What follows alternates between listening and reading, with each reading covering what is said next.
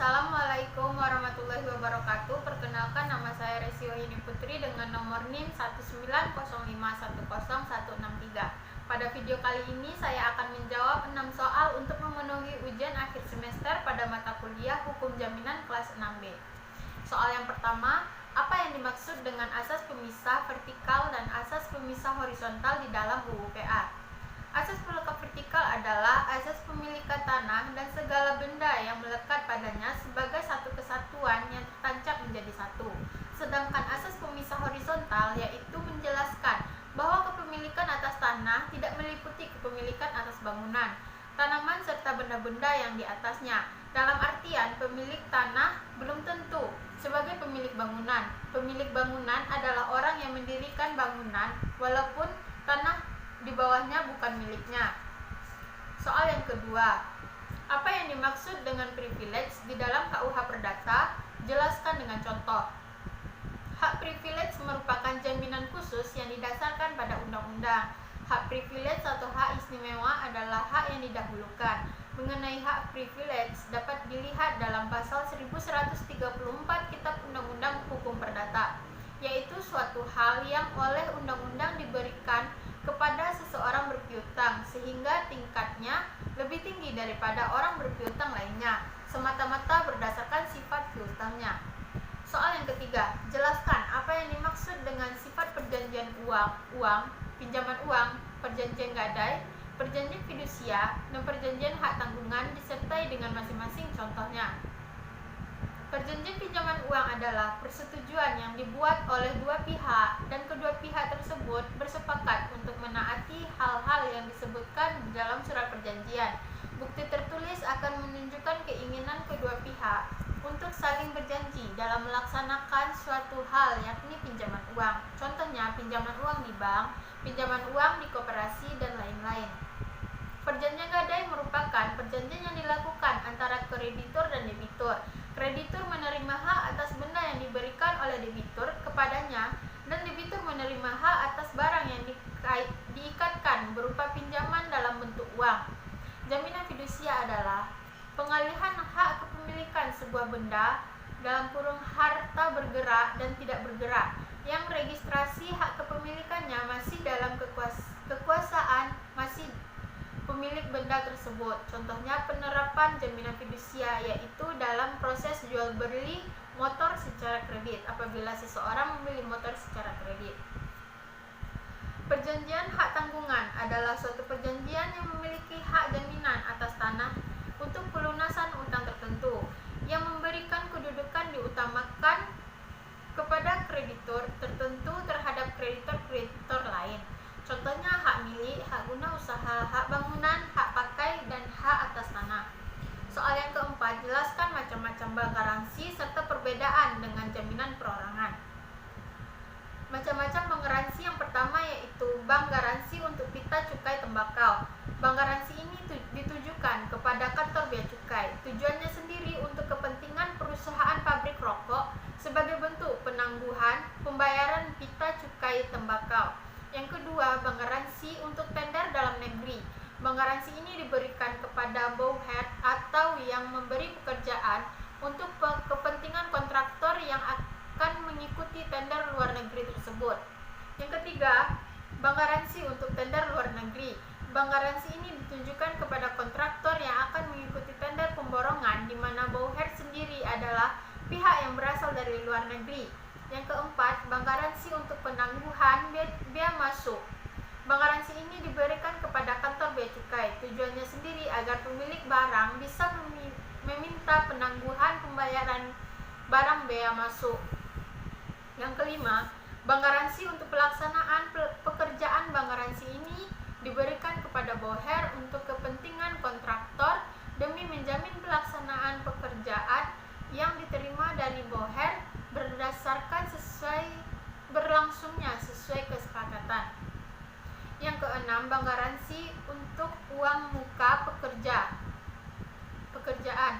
Bank garansi ini diberikan kepada bauhead untuk kepentingan kontraktor. Tujuannya untuk menerima pembayaran berupa uang muka dari pihak pemberi pekerja tersebut.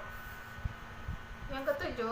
Bank garansi untuk penyerahan barang. Bank garansi ini diberikan kepada nasabah yang melakukan kegiatan berupa penyerahan barang, baik yang dibayarkan oleh bank maupun yang tidak. Yang ke-8, bank garansi untuk perdagangan. Bank garansi ini adalah jenis bank garansi yang diberikan kepada dealer atau agen perdagangan. Yang ke-9, bank garansi untuk mendapat keterangan pemasukan barang.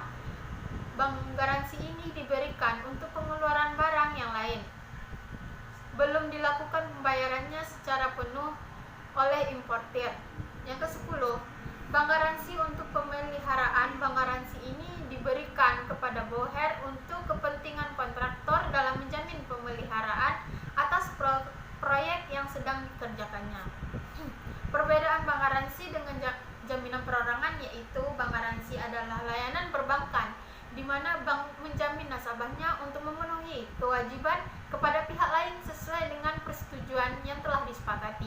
Sedangkan jaminan perorangan adalah suatu perjanjian dengan mana seseorang pihak ketiga guna kepentingan si berpiutang mengikatkan diri untuk memenuhi perikatan si berutang manakala orang ini tidak memenuhinya. Soal yang kelima, apa yang dimaksud dengan resi gudang dan proses terjadinya resi gudang tersebut? Jelaskan dengan contoh. Resi gudang adalah dokumen bukti kepemilikan atas barang yang disimpan di gudang yang diterbitkan oleh pengelola gudang.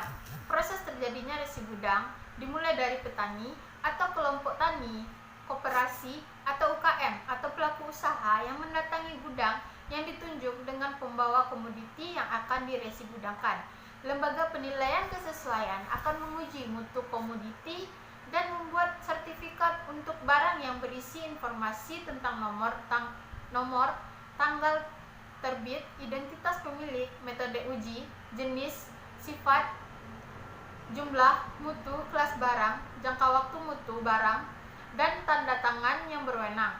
Sementara itu, pengelola gudang akan membuat perjanjian pengelolaan barang yang berisi deskripsi barang dan asuransi. Pengelola gudang juga akan menerbitkan resi gudang atau setelah penerima kode registrasi dari pusat registrasi yang berisi informasi tentang judul resi gudang, nama pemilik, lokasi gudang, tanggal penerbitan, nomor penerbitan, nomor registrasi, waktu jatuh tempo, deskripsi barang, biaya simpan, nilai barang, serta harga pasar. Pengelola gudang menyampaikan informasi tersebut pada pusat registrasi dan seluruh data informasi dalam resi gudang ini ditata usahakan oleh pusat registrasi. Pengelola gudang juga akan memberitahu semua informasi tersebut kepada badan pengawas. Jika semua proses ini telah dilakukan, resi gudang yang diterbitkan oleh pengelola gudang bisa diterima petani atau pelaku usaha untuk segera diuangkan pada lembaga pembiayaan bank atau non-bank yang ditunjuk. Soal nomor 6. Jelaskan secara ringkas isi dari tugas paper yang dikerjakan berupa identifikasi atau rumusan masalah dan jawaban kesimpulan dari hal tersebut. Rumusan masalah yang dibahas yaitu mengenai upaya perlindungan hukum kreditur pada perjanjian jaminan fidusia. Pelaksanaan perlindungan hukum bagi kreditur dalam suatu perjanjian jaminan fidusia lahir pembuatan akta pembebanan jaminan fidusia yang dibuat secara notaril dan terus dipertegas dengan pendaftaran dari akta perjanjian tersebut. UUJF telah berupaya memberikan suatu teknis perlindungan bagi kepentingan kreditur. Hanya disayangkan sistem tersebut tidak diaplikasikan dengan menegaskan secara konkret dalam suatu sistem pelaksanaan perlindungan melalui eksekusi terhadap jaminan fidusia yang pada akhirnya memberikan pilihan bagi kreditur untuk menempuh jalan damai yang berarti memberikan tambahan biaya lain dan memberikan apresiasi yang buruk dan tidak maksimal menyangkut perlindungan hukum bagi kreditur. Adapun kelemahan-kelemahan dalam pelaksanaan perlindungan hukum bagi kreditur pada suatu perjanjian perdamaian antara lain disebabkan baik oleh peraturan UUJF yang memberikan posisi lemah bagi kreditur seperti tidak adanya ketegasan dalam eksekusi menyangkut pelaksanaan eksekusi.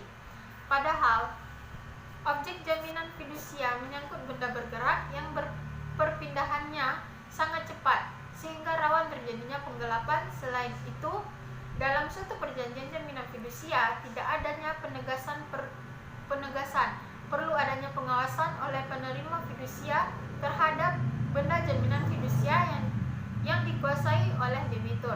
Sekian jawaban dari 6 pertanyaan UAS yang dapat saya sampaikan. Mohon maaf apabila ada kesalahan. Assalamualaikum